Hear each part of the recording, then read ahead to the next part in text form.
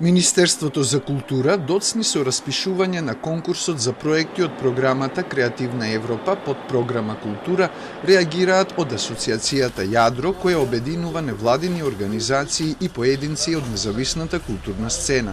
Станува збор за конкурс преку кој државата покрива 20 од 40% од потребните средства, а останатите 60% се европски пари. Од Јадро, доцнењето на конкурсот го сметаат за крајно неодговорен чин од ресорот култура.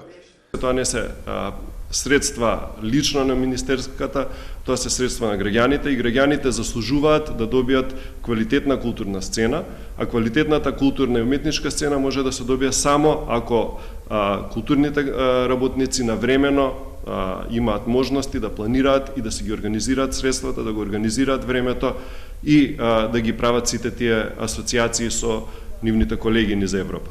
Шишовски вели и дека Министерството не ги исплатило надоместоците на самостојните уметници за последниве 3 месеци.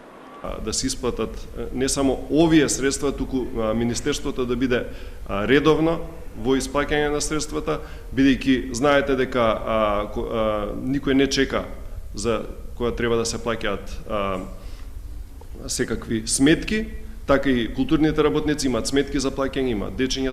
Од Министерството за култура велат дека конкурсот за учество во финансирање на проекти на правни лица поддржани од програмата Креативна Европа под програма Култура ќе биде објавен во септември заедно со годишните конкурси за поддршка на проекти од национален интерес по дејности и области со цел негово соодветно администрирање. А за исплатата на надоместоците за самостојните уметници од ресорот демантираат дека е во застој. Велат дека во тек е исплатата за месец мај согласно процедурите и динамиката на овие ставки. Од Јадро реагираат и за доцнењето на објавата на резултатите од ланскиот конкурс на град Скопје за поддршка на проекти од културата. Но иако побаравме, од градот нема одговор зошто се доцни и дали и кога ќе бидат објавени резултатите.